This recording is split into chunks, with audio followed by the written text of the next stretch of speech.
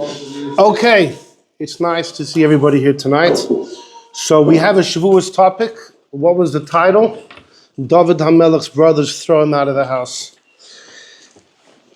This is, I guess, a Shavuos topic that year after year in many yeshivish circles they discuss this topic. It's very intriguing, has a lot to do with Shavuos and a number of areas within Torah Shebaal Peh. I guess it'll all become clear after we begin. So we have the Megillah of Rus, right? One of the 5 Megillahs written by Shmuel, and the minig is to read Rus on Shavuos. We don't read it by day in the Bavitch, we read it at night in the Tikkun. In the Tikkun, most of Tanakh, you only have a few psukim of the beginning and the end of each Sefer. Not by Rus, you have the whole thing. And why is that? So there's many explanations given of the connection of Rus to Shavuos. The Alter Rebbe writes in his Shulchan Aruch is to teach you that just like Rus embraced Yiddishkeit, there was difficulty. She embraced Torah through hardship, through Yisudim. The truth is, not only you can also embrace Yiddishkeit through such efforts, but dafka. It's dafka that way. Torah is only acquired through Yisudim. It takes complete devotion. Someone really has to cut themselves off from all pleasures of this world if they truly want to acquire Torah. That's one explanation. Of course, the more prevalent explanation is that the story of Rus is really the backdrop to Dovid HaMelech. Rus ends off with the lineage from her till Dovid HaMelech. Rus marries Boaz, and they have a son Dovid, who have a son Yishai, who has a son Dovid HaMelech. And Dovid's yahrzeit is Shavuos. Dovid's yahrzeit is Shavuos.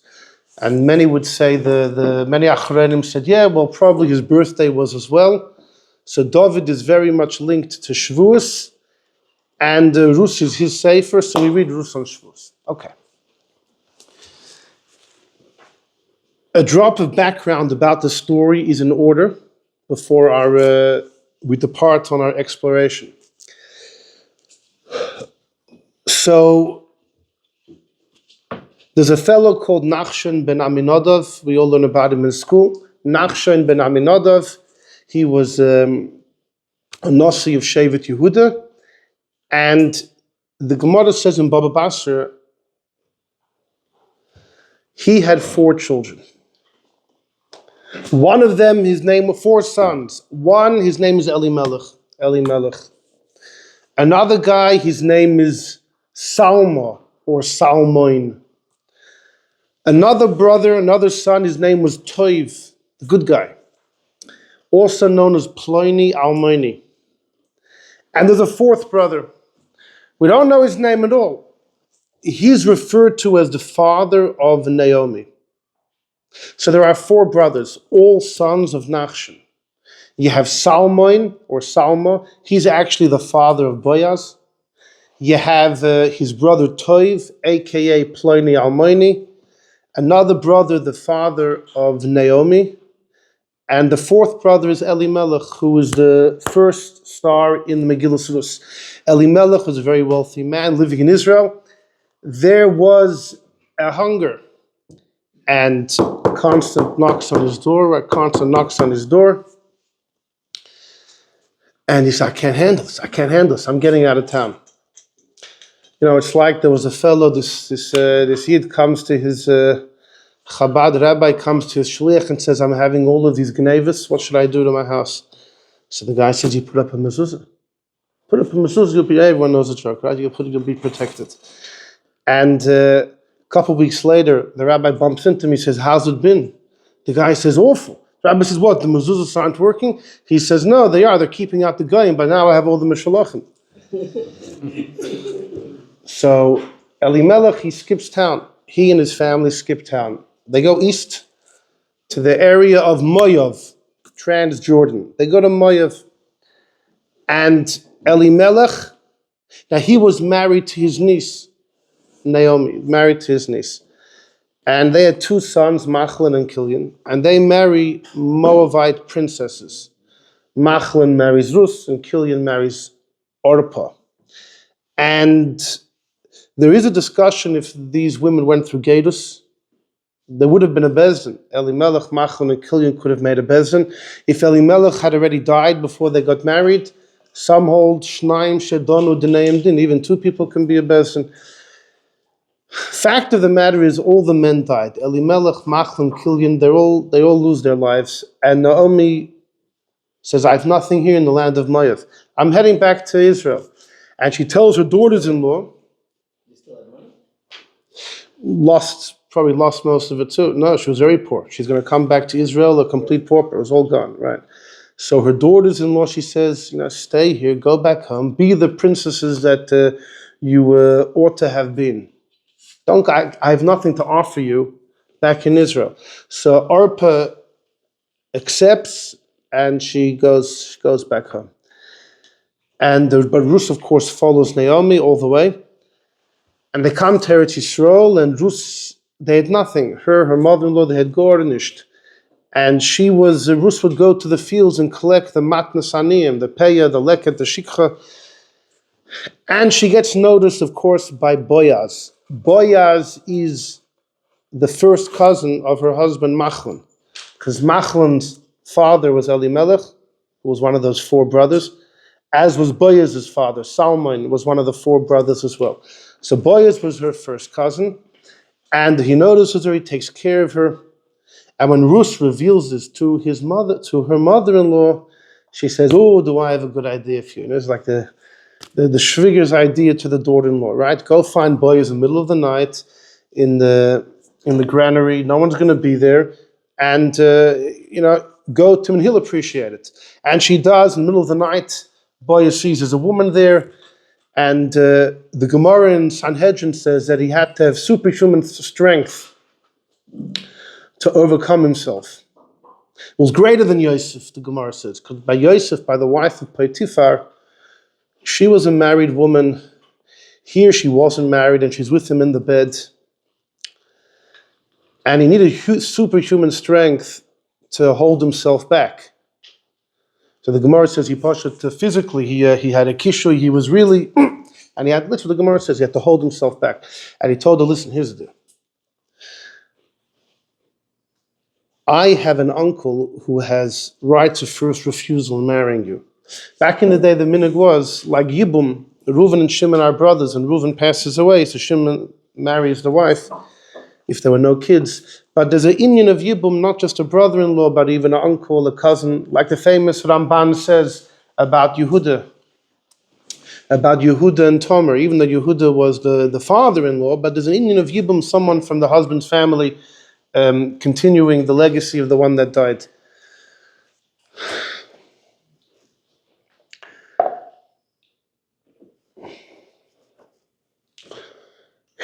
What are we just talking? So she comes I had a long drive over here. She comes to him and he stops himself. So he says that I have an uncle who has right of first refusal.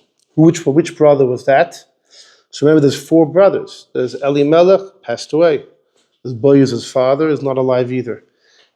Naomi's father, don't know much about him. It was the other brother, Ploni Almoni. Many say his name was Toiv. It's hinted in the Megillah Swiss his name was Toiv. So Boaz says he has rights of first refusal. So tomorrow morning, we'll publicly give him the option. If he refuses, then I'll accept to marry you. And the next morning, Boaz asks him, will you do it? And we're going to see more about this soon. He refuses. We'll see more details soon. And Boaz then tells Ruth, all right, we're up. And he marries her. And that night they were together. She conceived and he died. Now Chazal say he died that night. And she conceived and gave birth to Dovid. Okay, so that's the story in short of Ruth. Resisting temptation.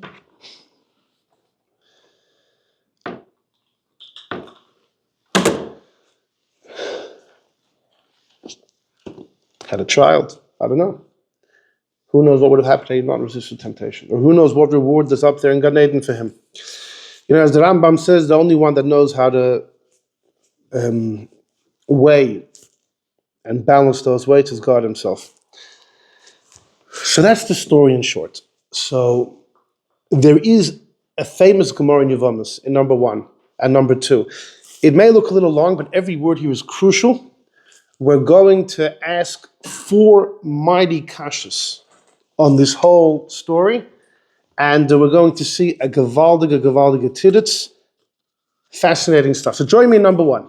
It's a Gemara in Yevamos. The Gemara is going on a Mishnah. What does it say in the Mishnah? If somebody converts from the nations of Ammon and Moav. Now, which nations are these? Lot, in Parshas Vayera, we know, Lot, after Sodom is destroyed, he spends a night with his oldest daughter, the next night with his the second daughter. It was their idea, not his. Both of them conceived. Of course, the Bereishis Rabbah, the Medrash, says famously that they had good intentions. They thought the world was destroyed. And just like in the beginning of time, Cain was allowed to marry his sister in order to create humanity, so too, they thought that they could be with their father. The Rambam Paskins, Aku Mutter Bebitoi. The Rambam Paskins, one of the 7 mitzvahs of a goy is Gilui Arayos, but it's very limited. Their forbidden relations is very limited. A goy is mutter with his daughter. It's machlokes in Masechta Sanhedrin, but that's a Pesak of the Rambam. So, it's a pasnish, okay, but they thought, listen, there's no other choice. So they had good intentions, and they conceived from their father. The older one gave birth to Moav. The second one gave birth to a son, Ammon.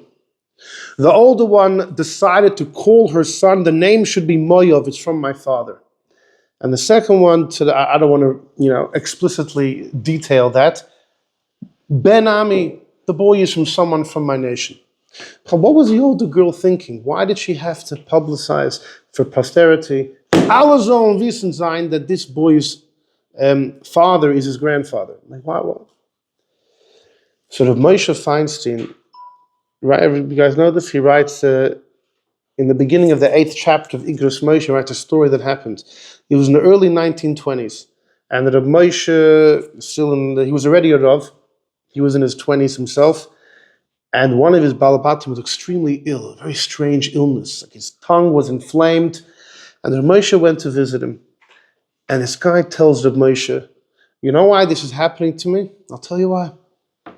A couple of weeks ago was Parshas Vayera. And we read in the Torah the story of Lot and his daughters. And I couldn't hold myself back. I started ranting and venting. How could these girls do that? And why does God see to Mashiach ultimately come from both of these girls? Because as we're going to see, Dovid comes from Ruth, and then Shloimeh marries Naamah, who converts from Ammon, Naamah Ammonis, and Shloimeh and Naamah have a son, Rechavam, and Mashiach has to come from Rechavam. It has to come from Shloimeh, and not just any one of Shloimeh's kids. Dafka Rechavam. Mashiach needs to have both Moav and Ammon energy inside of him. And this guy tells Rav Moshe, I was screaming. Why would they deserve to have Mashiach come from them when they're engaged in such activities? And then he said, I had a dream. And I saw 2 women in my dream, and their faces were covered. And they said, you have the chutzpah to degrade us publicly? You want to know, one of them says, why I named my son Moav? Because I thought the world had been destroyed. There's no more humanity. I could have easily have said, you know who the father of my baby is? God. I could have said that the father of my baby is God. And then my son could have claimed divinity and started a religion.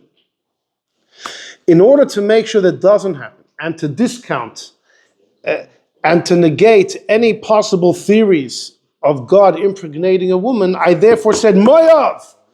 I thought everyone had died. I thought my father was the only one that was alive. So I wanted to make sure everyone should know this came from a human being. It came from my father. She couldn't blame it on any other man. A, it wouldn't be true, but B, didn't even know if they were alive. But her father, it was the truth, and she knew he was alive. In order no one should think that this was a divine conception. hinting to the fact that she was dispelling any notion of Christianity. And as a reward to her discounting any theories and hypotheses of a godly conception, so she was discounting the Messiah of the Christians, God rewarded me with having the true Mashiach. And he said, that's why I'm suffering so much in my mouth and my tongue, because of the rant that I went on against them. Then the guy turned over and he died. Yeah. History is not concerned with happy endings, right? Why did Rav Moshe bring it up? So Rav Moshe, it's in his introduction. So Rav Moshe says that Nikon and Divrei Emes, it seemed so true. The explanation was like so true. Or else, why would the older girl have named it Mayav? Although the Gemara does say a few times that she suffered because of that. In the end of the 40 years of the desert, when the Yidden were going to Eretz Yisrael, so the Eibishter said you can't touch the lands of Ammon and Moav. Because in Parshas Lech Lecha, the Eibishter promised to Avraham 10 lands. And Avraham got all of them. 7 came to Yaakov, but Avraham has other family. 3 lands, 1 went to Esav, and 2 went to Lot, who's also Avraham's family. And 1, Keni, Knizi, V'Kadmoni, these 3 lands, 1 went to Esav, the land of Edom, 1 is Ammon, 1 is Moav. So when the Yidden were going to Eretz Yisrael, Moshe was told, I'll touch, you can't harass Moav and Ammon. They're off limits. But the Yidden were told, don't wage war with Moav. Don't harass Ammon at all. And the Gemara wants to know, why are we supposed to deal with Ammon more respectfully than Moav? And the Gemara says, because Moav, the mother, had to be Maharsha, why the kid's name was Moav. Right, so the Gemara seems to say that it was a negative thing that she did. Anyhow, in Parshas Kisei, the Torah says that, listen, when we went by Ammon and Moav, we weren't planning to attack. But the fact is, we were nomads. We had been traveling in the desert. We were exhausted. We were tired. And the least that our cousins could have done is offered us a bissel bread, a bissel vaser, some bread and water. And do they? They don't. So the Torah says, Ammon and Moav, if anybody converts from those 2 nations, the conversion works. And they're Jews. But lo yavoyu b'kal Hashem, they can't marry into the main fold. They can't marry a regular Jewess. They can only marry other converts or other people on the fringe. Why? Because loy kidmu eschem balechem, they didn't give you bread and water. The truth is that Ramban Tainus that Moav did. The issue with Moav was that they hired Bilam against us, and more than that, the daughters of Moav. They caused the Yidden to sink big time in promiscuity, and 200,000 Jews were murdered. In the end of Parshas Bolok, you had 24,000 on a plague, but then you had 170,000 that were killed by Bezdin. So anyone that converts from Ammon and Moav, even though the Torah doesn't mention that by Moav, that the issue was the daughters, it just says the water and the bread, and then because he hired Bilam. But the Bilam may include, because Bilam was his idea to get the good girls, so that may hint to that. Fact of the matter is, if someone converts from Ammon and Moav, the conversion takes effect, but they can't marry into the fold. The Mishnah in Yevamah says that's only true of the males. The females of Ammon and Moav, if they convert, no worries. They could marry whichever man they want. Or not a Kohen, but that's not because they're Ammon and Moav, just because they're converts. But the restriction's only on the males.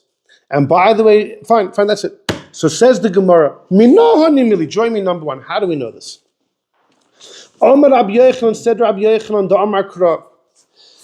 You got to know the story. Goliath was standing there blaspheming, threatening the Jews, and nobody wanted to take him on. Little Dovid was there. Dovid, what was he doing at the battlefield? His father Yishai had sent him to bring some food to his brothers. Dovid says, I'll take him on. And as Dovid was going to take on Goliath, Omar Shol turns to Avnver, his cousin, Sar Hatzava, the general of the army. Ben Mizehanar, Avnver, who is his boy, or who's his boy's father? Who's his family? Vayomer Avnver says, Chei nafshecha Hamelech im yadati. I swear by your life, I don't know. That's what the Pesak says.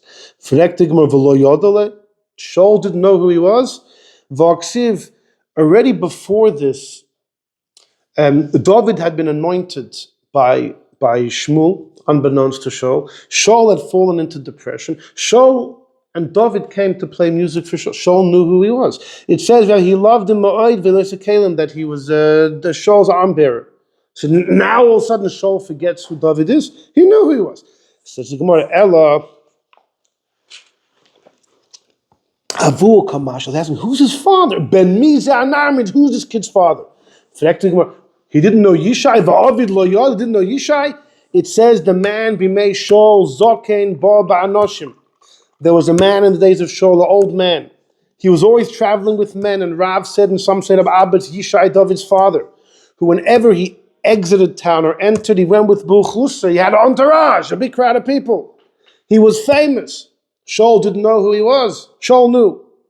Says the Gemara, Hachikom. I know the Shaila was like this. Shaul asked, I know Dovid, I know Yishai, they come from Yehuda, but mi peretz asi or miserech asi, which son of Yehuda? Yehuda had 5 sons, right? Aaron, Onan died without kids. Then there was Shelah, Peretz, and Zerach. Does he come from Peretz or he comes from Zerach? He didn't even ask about Shelah.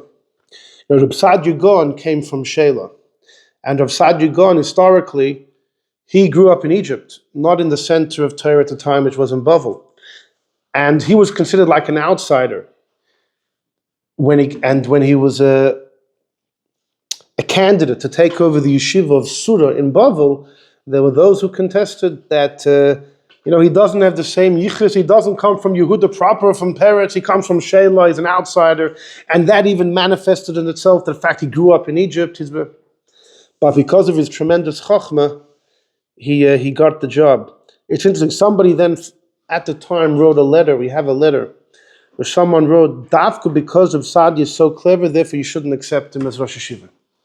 Because he doesn't need to discuss anything with anyone. He's such a chacham that he won't bend to anybody because he doesn't see any reason to. He doesn't need anybody, he doesn't need to discuss, bounce off ideas of other people. And then this fellow writes, and he's with his tremendous chachma and arichas hadvarim, as if Reb Sadia would explain things so beautifully that he would just convince everyone. So therefore he's like armed and dangerous. Anyhow, but he did get the position until he was thrown out, the whole story. Al Koponim says that it's interesting. Does he come from Peretz or Zerach? So what was Shaul hinting to? Imi Peretz Asi, if Dovid comes from Peretz, Malkahav is going to be a king. Because Peretz hints to kingship. Hamelech Peretz Lasers Derech. Hamelech can be pirates, can just break through fences, homes, if he needs to make the ein mamchem biyada, no one can say boo. But if Dovid comes from Zerach, chashiva ba'alma, he'll just be a noble fellow and an aristocratic fellow. Doesn't bother me. Says him, but why was Shaul even entertaining this whole what did he see in Dovid that sent the alarm bells ringing? My time Omerle Shaul. Why did Shaul?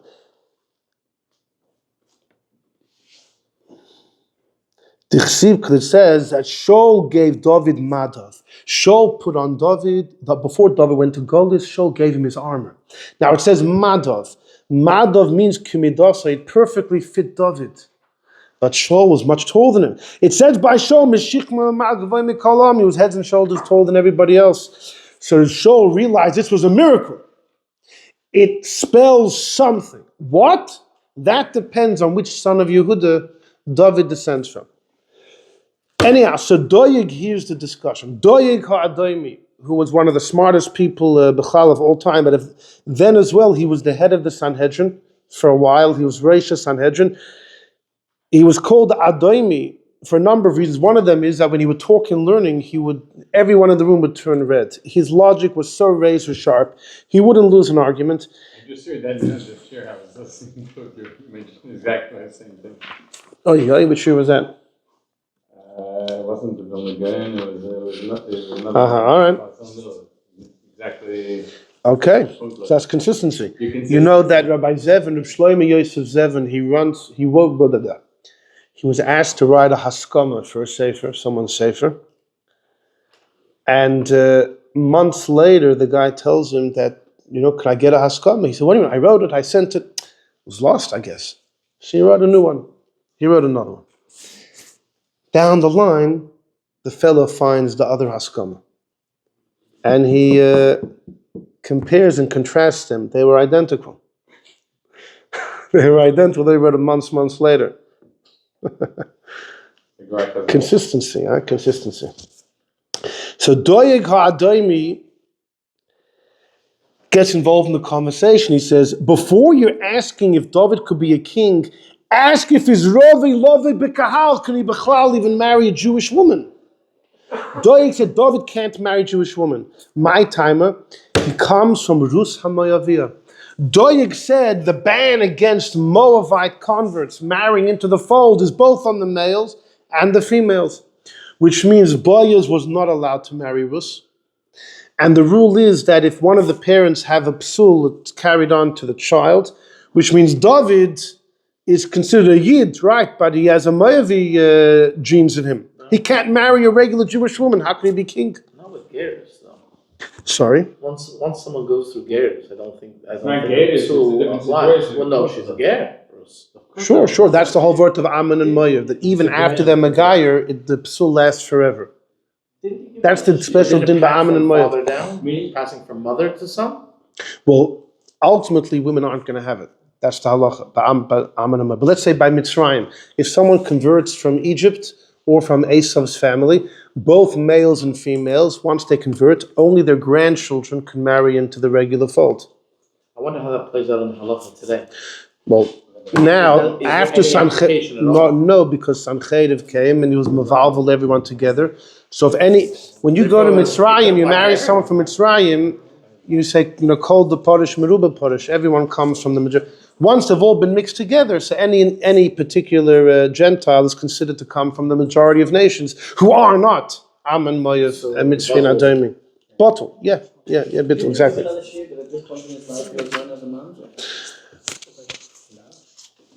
Perhaps we gave such a shir. Yeah. It sounds like one of the titles. So, anyhow, let's move. Mamzer and Melech. The point is, Doeg wanted to say that Dovid is posel lovei b'kahal. Now, you should know that Arizal says that Doeg was a Gilgul of Dosan. And Achitophel, who harasses Dovid later in life, is a Gilgul of Aviram. So these people had it in their DNA to harass Dovid. We'll see more about that. But Akaponim Doeg was one of the greatest scholars, and he interjects into this discussion, maybe Dovid Bechlal can't even marry into the fold. So Avnver tells Doeg, "Was hakst shaynik?" Tanina, everyone knows the Mishnah. The idea of Mishnah, by the way, wasn't created by the Bihudei Anosi. There was the idea of Mishnah of the oral Torah, especially short snippets that have been passed down throughout all the generations. He says everybody knows the snippet, Amoini is masculine. Loy Amoinis, Moyaviv, Loy Moyavis. Everyone knows it doesn't apply to the women. What are you hacking Chaynik? So Rus was fine. And therefore their child is fine. So Doeg said, what are you talking about? The Pesak says a Yid can't marry a mamzer. Mamzer's male. So Veloy Mamzeres, are you going to say that the issue is only for a mamzer to marry a Jewish girl, but a regular Jewish guy could marry a mamzeres? Of course not. So what do you see? The Torah writes it in the masculine, but it's not limited to males. It applies to females too.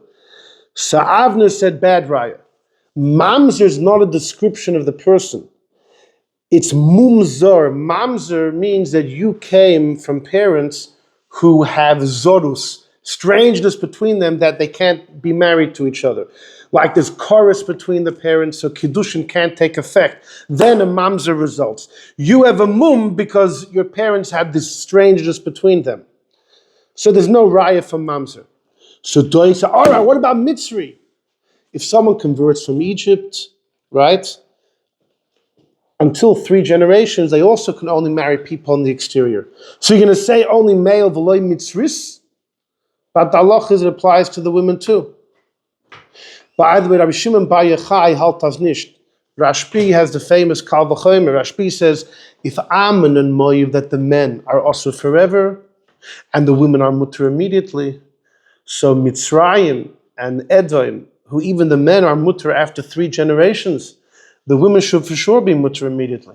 But the halacha doesn't follow Rashbi. The halacha is when it comes to Mitzrayim or Edom, Esau's family, men and women have the same din till 3 generations. You say the opposite. It's similar to Noah Sheyesh L'Matina. So it shouldn't be us. V'loi mitzris. So what are you going to say? It excludes the females? So that's Doeg's taina. So what does Avnver say back? Avnver says, fine, you're right. The fact that the Torah writes it in the masculine doesn't prove anything. But shiny hocha the mafarish time of the crow. The pasuk says why God's upset at Ammon and Moav. It says Al asher lo kidmu eschem balechem u'bamayim. The problem was that Ammon and Moav didn't give you bread and water. That's why the Eibishter rejects them. But darka shall ish lekadem v'lo darka shall ish. It's the men that go outside. The women don't go out. So the issue is not with the women. So Doeg said, no. Doeg says, let the men come out to the Jewish men, and the Goyish women to come out to the Jewish women. That's okay. And the fact that they didn't mean God's rejection is on men and women. And you know what Avnver said? Ishtik. He had nothing to respond. Doeg had won the argument. So miyad, immediately you have the next pasuk. The king Shaul tells Avnver, go find out mi zeho elam, who this boy is. So the Gemara says, Hasam kori leinar. This pasuk before Shaul refers to Dovid as a nar. And over here he calls him an elam. Okay, both mean the same idea, but why the change in terminology? Hachi karmele, halacha nis'al mamimcha. Elam means it's been concealed. Shaul tells Avnver, you better find out, you better brush up your knowledge over here. What's going on? You don't have a way to justify David's family? They're all puzzle? Go quick to the base medrash. So he went. Avnver walks into the big base medrash, and they told him on the spot the same thing that he had told Doeg. Amayni, and not Amaynis. Mayavi v'lay mayav. It's the men. Look at number 2 on the side. So they said the same response. Guess who walks in? Doeg. Doeg asked all of his questions. Ishtiku. The Sanhedrin had nothing to respond. Oh yeah. Boy lachruzi alei. The Sanhedrin were about to pronounce that Dovid is considered a Moavi. He can't marry a Jewish woman. And the entire Yishai's entire family. That's how influential Doeg was. Miyad immediately, Amosa, there's a fellow called Amosa. He's David's nephew. Dovid has a sister called Avigail. He also has a wife, Avigail. He has a sister, Avigail, who had a son, Amosa. Amosa was a son of a man. His name was Yisro HaYisraeli. Yisro or Yeser. Asher Bo, who he had lived with Avigail, David's sister. Bas Nachash, the daughter of Nachash, that refers to Yishai. But it says elsewhere, Yeser HaYishmaeli. So this Yeser, David's brother-in-law, was he a Yid or was he a convert from Yishmael? So Rav says, no, he's a Yid. Malamed shechoger charba ki Yishmael. He walked into the base medrash wearing a sword like an Arab. What's the word of a sword like an Arab? Esau was told al charba chatira. Esau's the guy with the sword. So the Ben Ish Chai says in his Ben Yoyada that Esau, they have huge long swords. You can't walk into a base medrash with a sword. The security won't let you in. The Arabs have small daggers. So he had a sword like an Arab, passed through security. It came in. And he said, call me she'ena shemei Allah. Anyone who doesn't listen to me, Yidaka b'chedev, will be stabbed by the sword. He said, I was makabel from the Bezdin of Shmuel har Amasi Shmuel. Amayni and not Amaynis, Mayavi v'loy Mayavis. It's the men and not the women. Now, what do you think happened? That's it. Doeg shut his mouth. He didn't want to die. He did not want to feel the sharpness of that sword. Up until a point. I was like, is it the sword or the source that he learned it? So that's what we're going to talk about. It sounds like the sword. What did Yeser bring to the table? Avnver said, everyone knows the tradition, it's the men and not the women. When Avnver went into the base medrash, Sanhedrin said the same thing, the men, not the women. And Doeg said, this tradition is bogus, it's rubbish, it doesn't make sense. And he convinced the whole world about it. So now someone quoted Shmuel, it's different? Doeg will argue on Shmuel too. Why does he have to accept Shmuel? The reason why Doeg bit his tongue was because he would rather, let his tongue feel the sharpness of his teeth than his body feel the sharpness of that sword. But let's finish the Gemara. Umi mehemen, are you going to trust Yeser? This Yeser who's quoting Shmuel, who's Yeser married to? Dovid's sister, Abigail. He's biased. He's Negei B'Dover. Because if they're going to announce that Dovid can't marry a Jewish woman, it means Yeser has to divorce Abigail, his own wife. Umi mehemen, you going to trust the guy? Rabbi Abba said in the name of Rav, any Talmud Chacham that says a halacha, he says a halacha, and it affects him, so im koydem ma'isa amr, if the guy says a halacha, and then down the line it affects him, he's good, the halacha has already been accepted. Shoymin loy, v'im lav, but if he only says the halacha after it pertains to him, ain't shoymin loy, you can't trust the guy. So the Gemara says, Shiny Yoch is different. Shmuel was alive. Shmuel is Bezin's alive. So you could verify it. That's why you could trust him, you could verify. So that was the end of that story. So the Gemara just finishes off, Mikol Mokum nonetheless, Kasha. Now wait a second, what happened to Doeg's questions? If the Eibishter repels Ammon and Moav because they have no compassion, well, both the men and the women are equally guilty. Why Taka would it be the men and not the women? So Hacha here Tirgum, when Bavel they say, Kol Kvuda Bas Melech Pnima, the glory of a Jewish princess is Pnima, is inside, which they understood to mean that a woman's tznistik stays in the home. So the women are not expected to leave their home and be hospitable on the road. So you wonder, really? That's the excuse that the women of Moav had? Promiscuity was their thing. They caused 200,000 Jews to die in the end of Parshas Balak. And all of a sudden you're going to say, these women, you can't expect it. If they can go out on the street to seduce every Jewish man they can find, then they can be held accountable for not giving food to the Jewish women. So the Maharsha asks that. And the Maharsha says a beautiful answer. We're not talking about the Goyish women here. We're talking about the Jewish women. The Jewish men walked all the way up to the border. So the men from Ammon and Moav could have come and given them some bread and water. The Jewish women stayed in their tents. So what do you expect the women from Ammon and Moav to do? Even if they're on the streets, you can't expect them to go into the Jewish camp. The Jewish women themselves didn't come to them. That's what the Gemara means. The Jewish women would sneeze sticks. They didn't leave their tents. That's how the Marshal understands it. Either way, the Gemara continues. B'ma'arava Omri, in Eretz Yisrael, they say, and some say Rabbi Yitzchak said, it's from a different pasuk. Vayoimru et Malachim ask Avram, where's Sarah, your wife? She's in the tent. So you see from there, she's in the tent.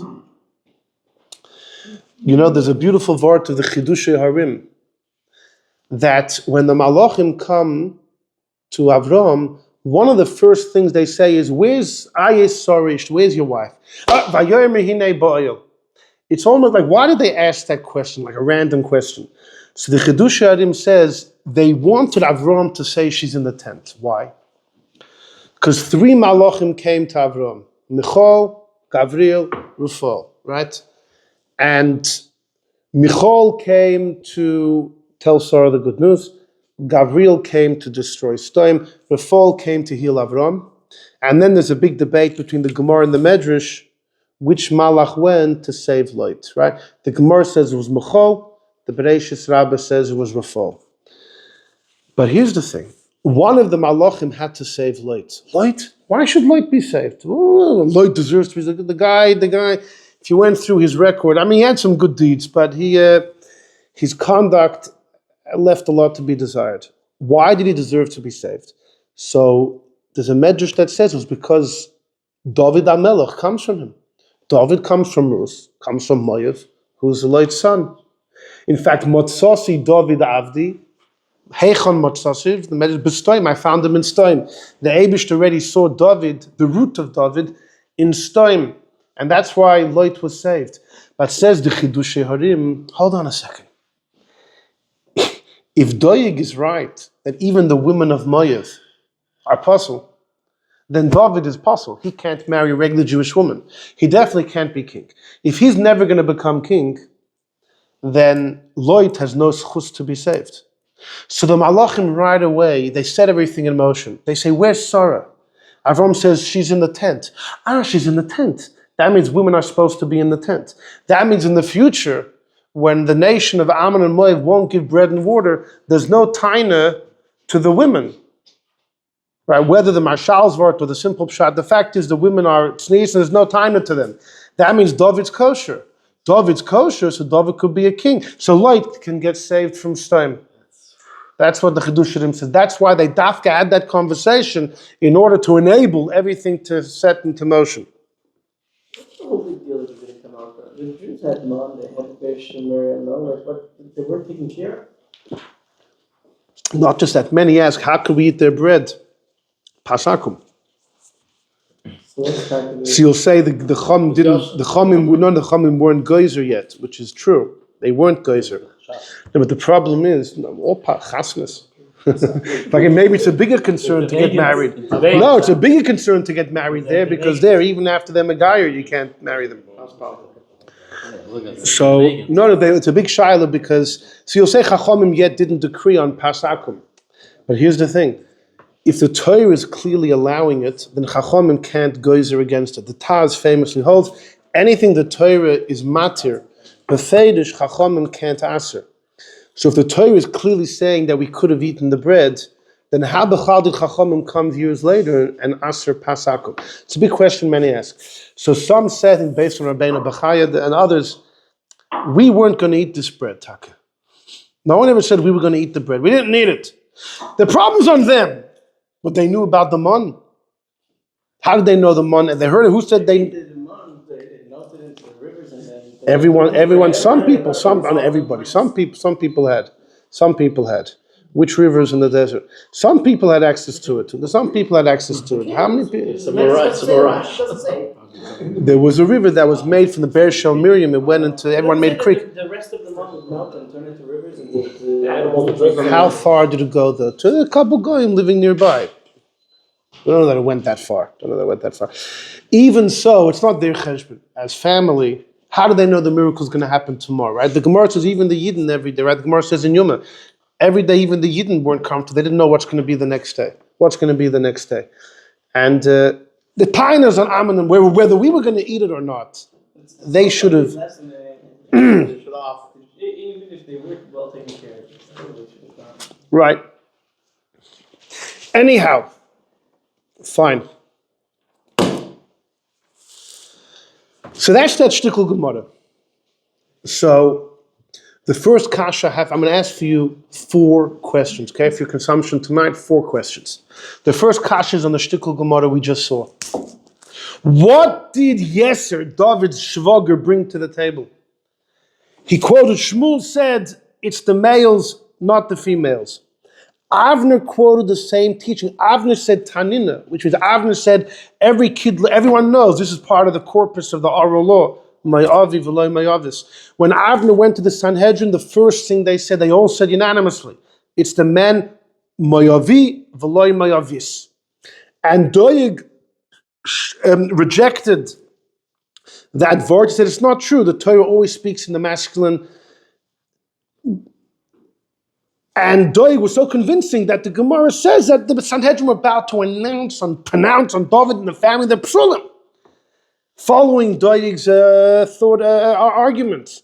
And all of a sudden, Yesher walks in, he quotes Shmuel Shekayach. Doeg would have had the same kashas. The reason he was silent was because he didn't want to get killed. So how did the conversation just end? Like, how did it end? I was there. What? He does say I was there by the Bezdin. Of Shmuel Haramasi. Correct. Why is that Bezdin? First hand. Yeah, but Avnver went to the Sanhedrin. That's also first hand, the Sanhedrin themselves. There were great scholars there. Doeg himself was the Rosh Sanhedrin. Why does he have to listen to Shmuel? Who said Shmuel was a greater scholar than Doeg?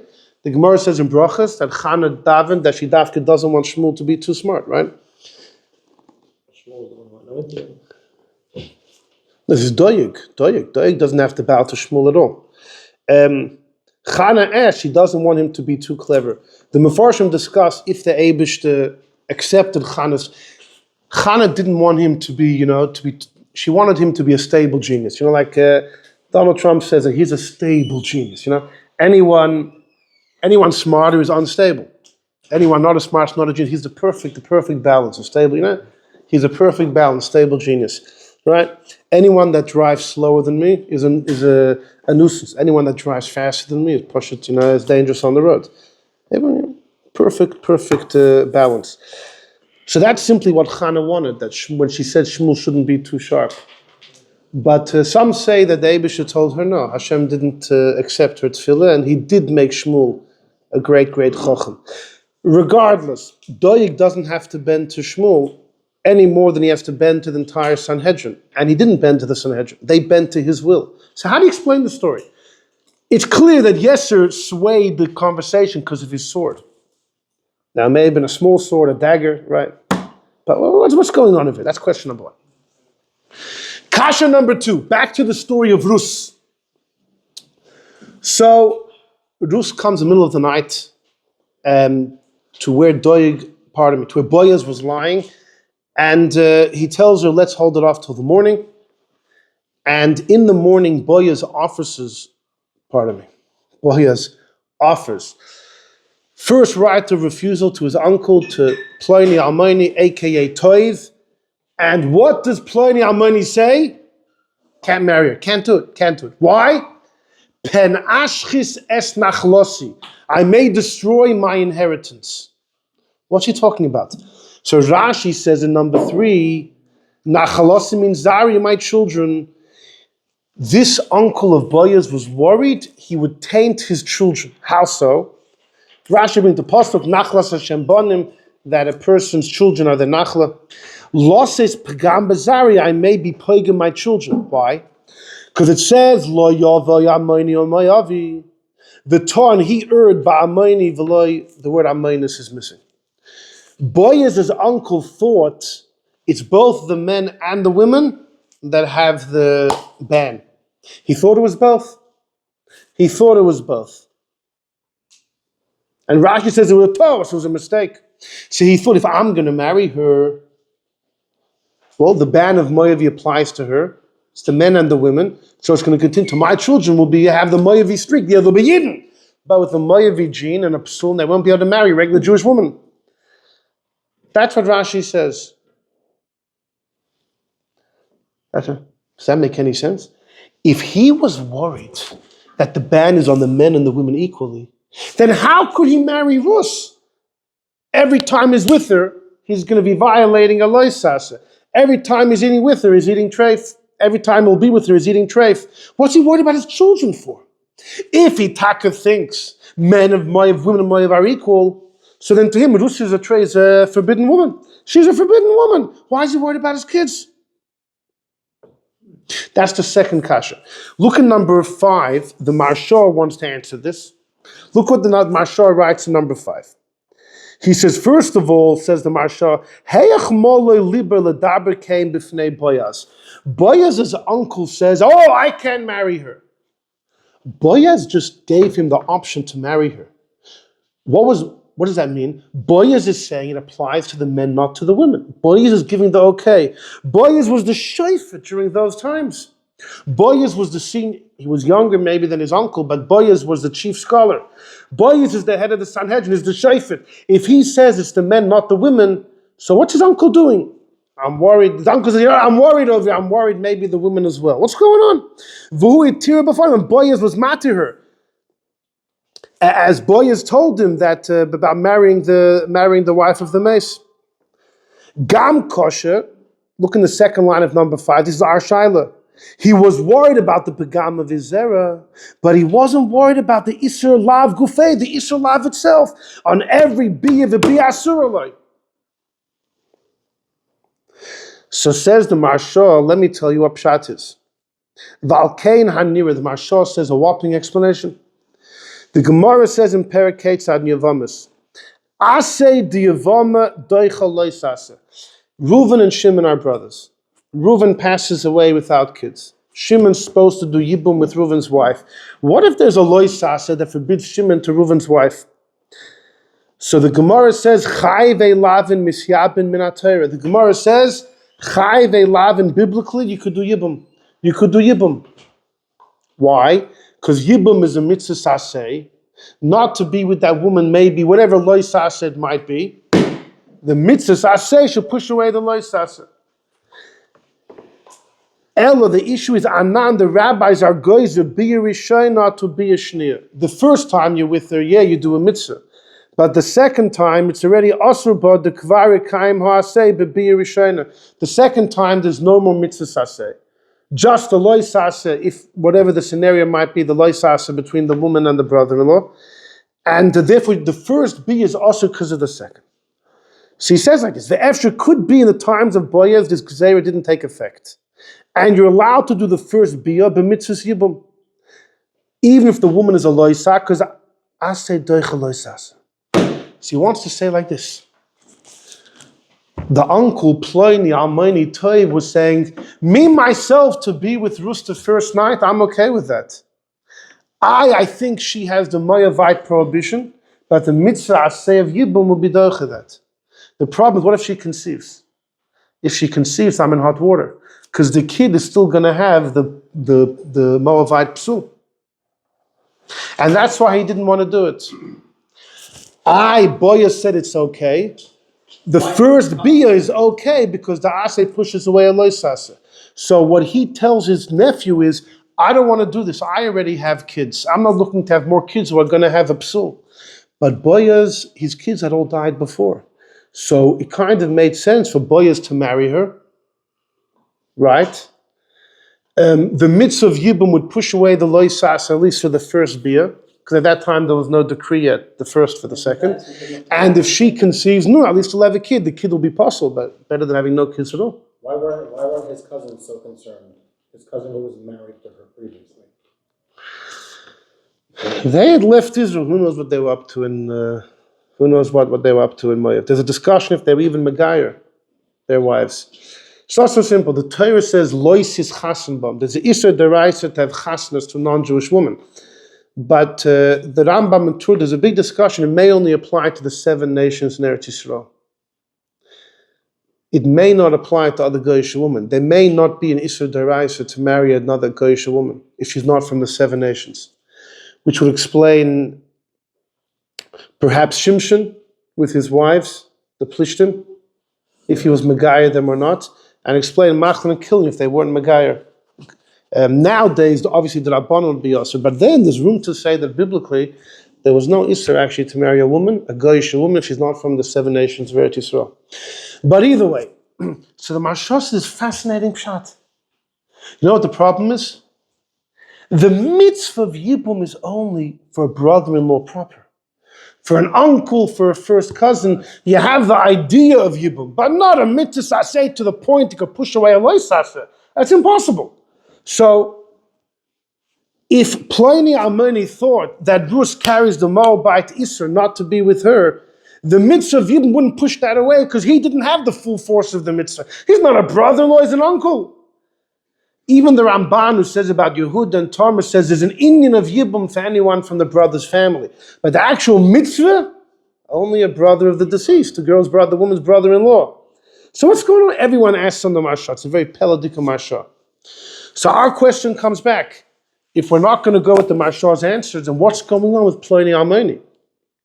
What's taka going on in the guy's mind? He's not concerned for himself, he's concerned for his kids. If you think Rus carries the Moavi Isser, then before he has children, every time he's with her, he violates the loisas. That's question number 2. Question number 3, also in the story of Rus. Before that morning, the morning after, Rus came at night into the granary, and she stayed there the entire night. Before morning, Boaz like, get out of here, make sure you go home and no one sees you. And Boaz says, don't worry, today we're going to make this work, we're going to make it happen. So that morning, Boaz gathered 10 people. And the Gemara says in Ksuvas, Boaz gathered 10 people to officially announce, Moyavi v'loy moyavish, the men and not the women. And his uncle was coming by, and he told his uncle, you want to marry Rus? And he says no, like we just saw. And that was the Maharsha Shaila. Who does he think he is to be machim on the Pesak given by the Nasi? So the Maharsha, his answer worked. The Maharsha tried to answer that. that Ploni Almoni is thinking that what was the Pesak? The Pesak was that for the first Biyah is allowed because the mitzvah of Yibam pushes away the Loisasa, and he accepted that, but he said it might hurt my children. And we did away with the Maharsha. So they wouldn't even ask him the question about Yibum. It doesn't apply. yeah, so it's not about that. Boyas paskend, it's the men and not the women. Fact. Not because of the Yibum, not because of the Maharsha's cheshbon. Simply. Oh, hold on. So hold on. So the uncle refuses. So Bechlal, if we're not going to go with the Maharsha, we have our kasha. If the Nasi, the Sanhedrin, gives a psak, and the first thing you do is to refuse, it's like a zoken mamre business. Fresh in the paper is hot, the psak just came out, then the first thing this guy does is he openly refuses. But more than that, after the uncle refuses, what does Boaz do? He takes the liberty to go and marry Ruth. Why don't we have the same kasha we had on Yeser in the Gemara in Yavamas? Why don't we say he was Nageya B'Dover? When Yeser quoted that the issue is only the men and not the women, we said, I'm going to believe the guy. It's Nageya him. So he said, he's quoting Shmuel, and Shmuel's still alive. By Boaz gave this halacha, it's Nageya him. So Reb Reuven Margolis answers, I think somebody mentioned just now, that if you look carefully at the story, Boaz, he was looking for his uncle as he gave the psak. He wanted that the psak should be given not in relation to him. I'm giving the psak with full expectation that my uncle will cash in on the psak. If he doesn't, then I will, and that's fine. The issue in the Gemara in Yavamas was if you give the psak after it's negeya, after you're biased. And here Hidafka wanted to flip the order. But that's his answer. The Chasam Sofer, though, deals with the kasha, so we're going to give another answer. So the third shaila is, again, when Yeser gives his psak and it's negeya him, the Gemara is up in arms. How could you trust a guy? And yet when Boaz does the same thing, nobody blinks twice. That's the third shaila. Now, just to show you how this whole thing of Mayavi v'loy Mayavis was so unclear, in number 6, this is from the Ramemi Panu, Reb Menachem Azariah of Fanu. In the Sefer Asarim Amoris, he also brings it in the Gulgulei Neshamas.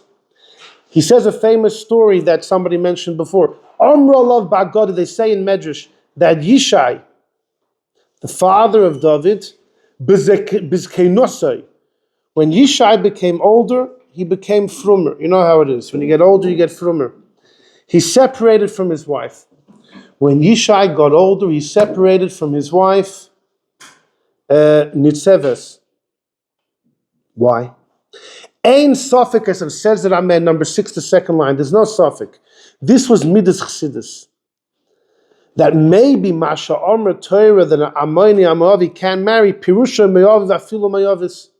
There was Midas Chassidus to be Machmer. It's not just the men, it's the women too. Because in those days it was cloudy. It was unclear what the true halacha was. You saw the discussion in number 1 with Doeg and Avnver and the Sanhedrin, this and that, and even by Boaz and his own uncle, the whole thing was shrouded in mystery.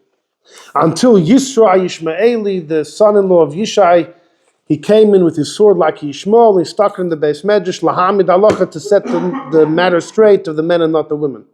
And he got it from Shmuel, fine. But he says like this, before that story with Shmuel and Doeg, etc., when Yishai separated from his wife, you know why he separated? Because Yishai Hatzadik wasn't sure. Yishai thought maybe the issue is Mayavi and Mayavis, the women as well. So Yishai thinks that means my father, Oved, has the Mayavi gene, which means I have. So I'm not allowed to be with my wife. So Lafukin Nashim is fake to get out of any questions. He also wanted to have children. To have children in your old age. He called his shifcha, his maidservant. And he told her like this. Says that he made it tonight. He said like this. If my Zayda was right, Boaz was right, that the women from Moav are kosher, so then I'm fully kosher. So if I'm going to be with you, my shifcha, I have to free you.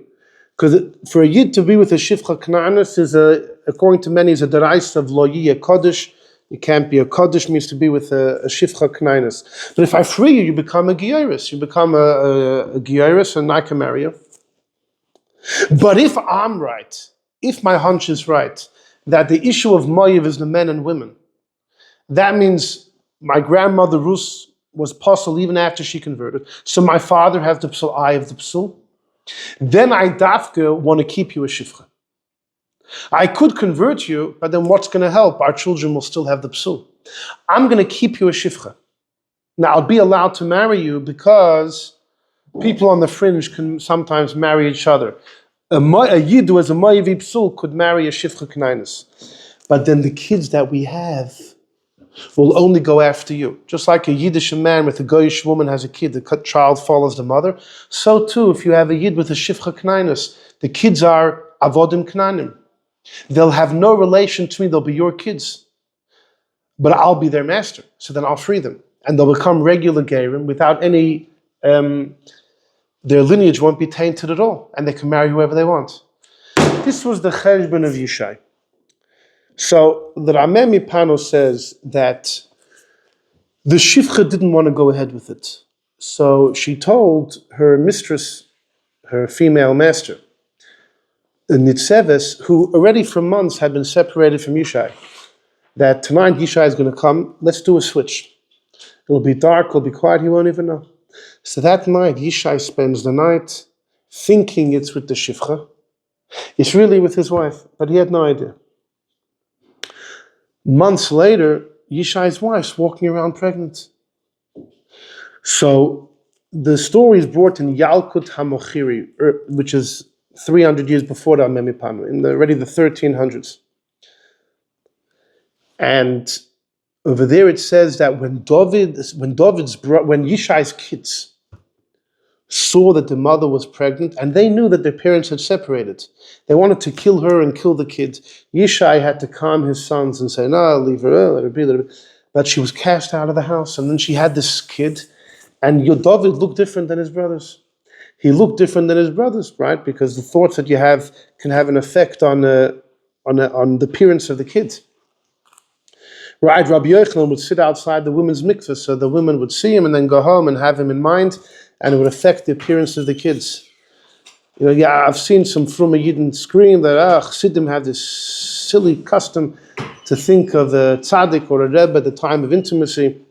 They're obviously not aware of that Gemara about Rabbi Yochanan.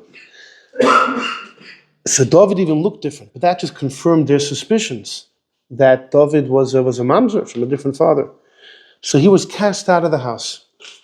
And that's what Dovid means when he says, Muzar ha'yisi la'echoi v'nochri l'bnei imi. I was a brother to the sons of my mother because they didn't consider us sons of the same father. What? It was strange. Yeah, Muzar. You said brother. Like a mamzer. Right. And years passed until Shmuel was instructed by the Eibishter, what? To anoint him. That answers my question, because the story with Saul was already after he was anointed. That's He when was they not yeah. considered a mamzer anymore. That's when they realized. The brothers realized, yeah. By the anointing. Well, that's what happened, because when Shmuel came to anoint one of the kids, so the Eibishter told him, not this one, not that one. And then Shmuel tells Yishai, is there another kid? He says, yeah, there's one guy, he's in the field. So they bring Dovid, right? They bring Dovid, and Shmuel, he's the guy. And that's when the story finally unraveled. It unraveled, and it became known that the mother had conceived from her husband Yishai. She never revealed, for 28 years, Dovid was 28, she never revealed it because she didn't want, she didn't want the story to go out about her husband. No. It's a separate story. Yeah, until That it doesn't say. But when it says in Tehillim, Even Masu Abaynim, the stone, the builders they despised, refers to Dovid being despised by his brothers. But then it became the top of the wall. He became king.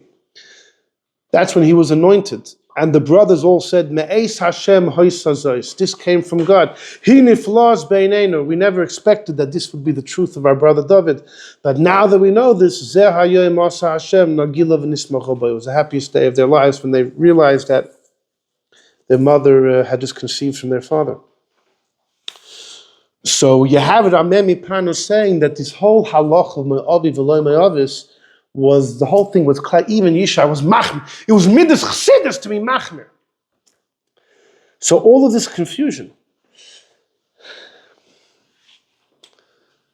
So our third shaila was, you have Boaz announcing Mayavi v'lo Mayavis, and he cashes in right away. Why don't we challenge him and say, how could you trust him? He's Negeya B'Dover. The fourth shaila is that there's a Rambam in number 8. Look at the Rambam in number 8. The Rambam says, Ammon and Moav isuran isur oilim, the men, not the women. As it says, Lo yove ammonim me'avi, it's only the men. V'halacha l'Moshe miSinai, it comes straight from Moshe, that the Ammoni male, the Me'avi male, is the one that's usur, to marry a Jewish girl. Even their sons forever. But a female, mutaris miyad, like everybody else. The Rambam writes, it's halacha l'Moshe miSinai. Who else says that? Go right above in number 7, the Smag. The Smag, Rav Moshe Mekutzi writes, and he usually follows the Rambam.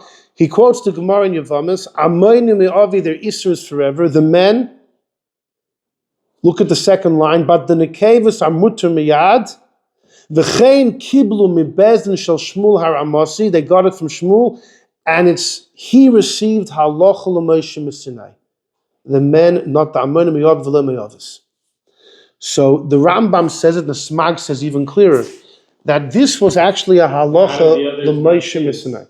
This was a halacha l'Moshe miSinai. God told Moshe that when it says in the Chumash Me'avi Ammoni, it's the men, not the women. So the Chavos Yair, one of the greatest minds in Germany in the 1600s, he has a whole tshuva where he discusses all the halacha l'Moshe miSinai that there are. And he quotes this Rambam we saw in number 8. And he says, where did Rambam get this from? That there's halacha l'Moshe miSinai? Where does it say that? And not just that, from the Gemara it's clear that there isn't. If there was halacha l'Moshe miSinai, so what in the world is Doeg stirring up the pot against a tradition that goes back to Moshe? So the Chavos Yair says he thinks Doeg was such an enemy of Dovid. He was willing to stir the pot even though he knew that there was halacha l'Moshe miSinai here. He made believe there wasn't, just in order to stir the pot to taint Dovid Hamelech. Just like Dasan. Right, just like Dasan. Why does he hate David so much? He was a Gilgal of Dasan. Dasan hated Moshe. He was jealous, envious. He saw the purity of David. I don't know if it's a hatred so much as a clash of personalities and ideals and history. I don't know, Doeg was already Rosh Sanhedrin before one. I think it was He definitely was, but this is before Shaul has any issue with David. That's what I think it was on Lashon Hara where you mentioned it. The Shiv Lashon Hara. Yeah. Listen, it could be Doeg sensed that David had been anointed by Shmuel, and that thoroughly bothered him. Because the reason David was anointed was because Shaul had made some errors. And those errors he had made based on the advice of Doeg. Like leaving Agag alive, not destroyed. Those were all based on Doeg's advice. So it could be if Doeg knew that David had been anointed, that was a shtech to him. It was a shtech to him. Not yet. It's secret. Did Shaul ever hear the words he was anointed? It came out. He was playing music from after he was anointed. Yeah, but he didn't. The Shaul didn't know. Shaul definitely didn't know at the time. Didn't know at the time. Shaul before, if Shaul ever heard before he died, it's possible he heard before he died. Minimize his guilt by getting rid of David. Or he says it's a direct shtech to him. He had a nervous breakdown. The day before he died, that was the first time he heard that David was anointed, that David had been anointed. It's the day before he died. Right. So Shaul knew for one day before he died. Anyhow, so the Brisker Rav, Reb Chaim Brisker, the Reb Chaim Soloveitchik had a son, Reb Velvel of Brisk, and he has a fascinating Torah on Rus, and it's really fundamental. It's pretty simple, straightforward, but it's eye-opening. He says, if you look in the Rambam in the Hilchas Mamrim, the Rambam describes the power of the central Sanhedrin of Yerushalayim, that they're the source of Torah Shebal Peh. The Torah says you have to listen to them. You have to follow what they say. Lo Yisasur, you can't depart stray from their instructions. And the Rambam says this applies to 3 parts of Torah Shebal Peh. Number 1, anything which dates back to Moshe Rabbeinu. The Eibishter gave the Torah to Moshe with its Pirush, and many details were told to Moshe, and those details have been passed on generation to generation. And if the Sanhedrin of Shalayim tells you that we have a tradition going back to Moshe about something, and you don't accept it, you violate the loisas of loisasum naderech. And number 2 says the Rambam, if the Sanhedrin interpret a pasuk in any of their ways of darshaning, you have to accept that too. When they interpret, they're telling you that this and this is deraisa, it's how they interpret the pasuk.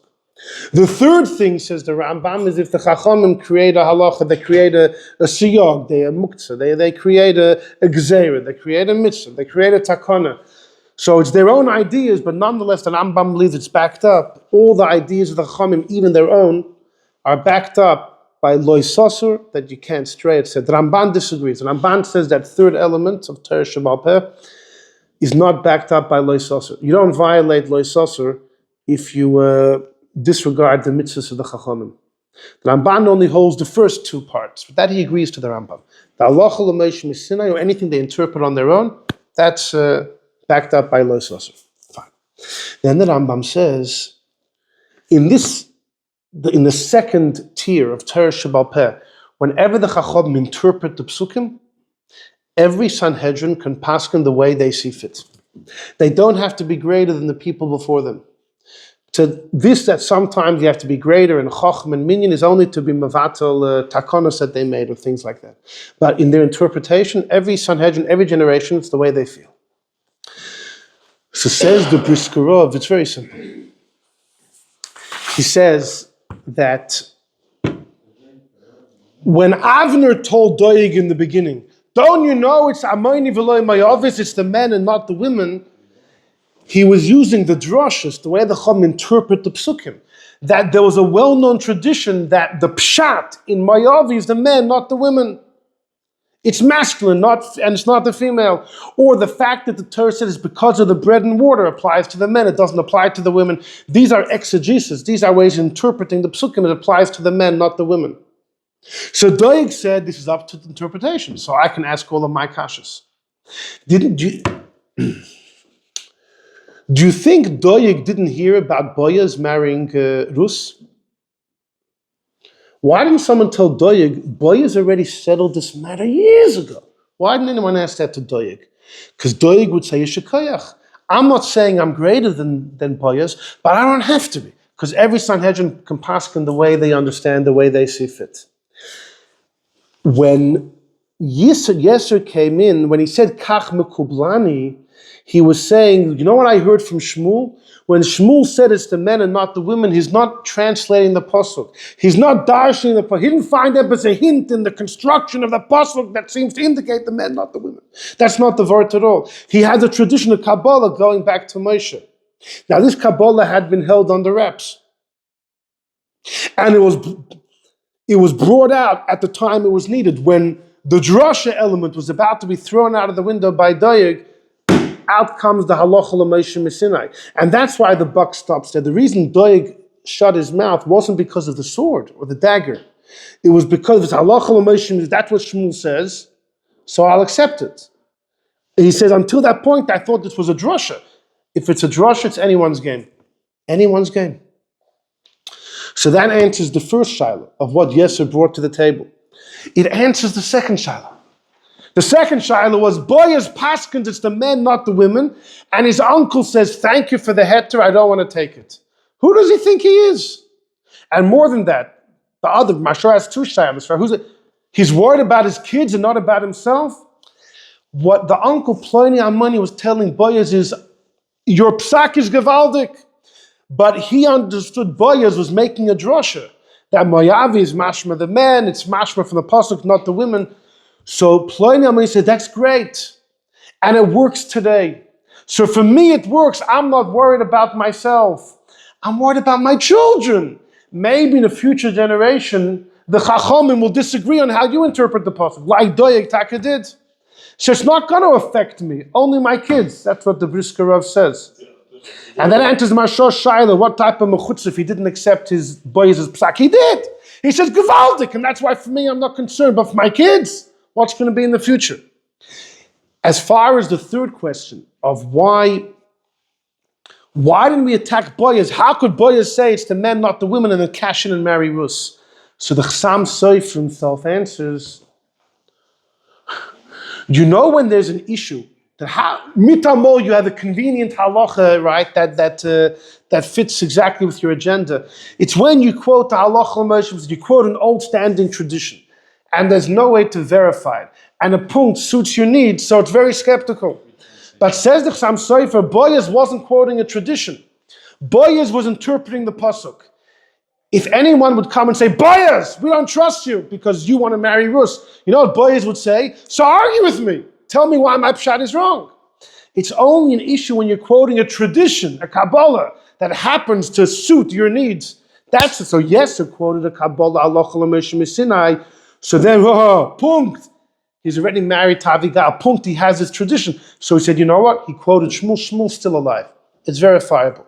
By Boaz, you don't need that. He wasn't quoting a tradition. He's teaching a pasuk. You think he's biased, so prove him wrong. It's up to debate. It's up to discussion. And it answers the kash of the Chavos Yair. The Chavos Yair says, where did the Rambam get it from? This Halach L'Moshe Sinai. Where did he get it from? Because if it's not Halach L'Moshe Sinai, then you have our first question on the table. What did Yesher gain when he came to the table? It must be kach mekublani, means halach l'meish. It's the only way to end the discussion. It's the only reason why Doeg zipped his mouth. And the sword. Wasn't the sword. That's how the Rambam gets it. And that's what the Smag in number 7 is. The Smag writes that he writes halach l'meish Sinai, and he says, how does he know? Because kiblu mibezdin shel Shmuel haramasi. He says the word mekublani means of the tradition going back from Shmuel, v'hu kibel halach l'meish Sinai. Because if not, how did that end the discussion? So that's how the Rambam and the Smag know. It's halach l'meish Sinai, but it was under wraps. And you have to say that Boaz didn't know it.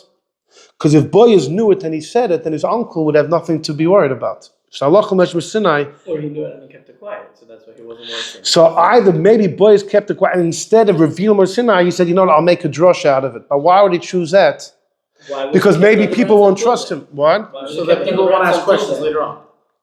Why did Shmuel not publicize it until?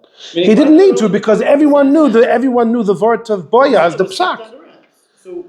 No, by Shmuel it was kept under wraps because Boaz had already pasken based on how to interpret the psukim. It's the men, not the women. Yishai had his chumrah, so maybe Yishai's chumrah was private. Everyone knew about Boaz's psak, haraya. That was Avner's first response to Doeg. Haraya, it's what the Sanhedrin told Avner when he came in.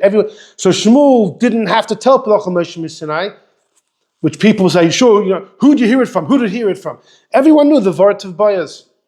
But once that was challenged by Doeg, you had to say Ploni Almoni Sinai. Do we find anything else? Halach l'meish Sinai that was like quiet for years? Reb Reuven Margolis says the reason it was kept under wraps because the Chum did not want women to convert from Moav. They didn't want the Yidden to start looking for women outside of the Jewish nation. So therefore, in order to discourage that, Moav then Moav Avodah Zarah, it was a bad idea. So they didn't reveal. No, so they didn't. That's why Boaz himself wasn't worried about his grandkids because he knew that there's halach l'meish Sinai that eventually. So why didn't he say so? He got 10 people. Because he didn't want to publicize it. No, he gained 10 people together and he publicized. It's Moavi v'lo Moavi. So he has a choice, right? He could either say halach l'meish Sinai if he was aware, Or you could say we're making a drasha. Why would he make a drasha which makes it subject to be cancelled at a future generation? The Rambam didn't write mechanics. In his generation, No, Fakir, you just mentioned. Philosophy, but then today, No, but the only way that he could be secure about his kids is if he reveals it's Allah Moshe Sinai. Why didn't he do it? apparently he taught someone. The Shmuel got the Kabbalah. Who said it came from Boaz? We don't know it came from Boaz. Could it come from somebody else? No, the svar is that Boaz didn't know. Unless you'll say that Boaz knew, but he couldn't say it then, because since he was already Nogeya B'dover, maybe that's going back to the Chasam Sofer we mentioned. So Posha couldn't say it. The only thing he could do was give it Rasha. Knowing that makes him vulnerable that in the future generation someone could slug it up, but he would be hopeful that the guy that has the tradition would come up and say it, like what happened. That's a guess in the whole story. Anyhow, so this answers the four shilas. It's a bit of an insight into the Mayavi V'loi Mayavis. All right, we'll end over here.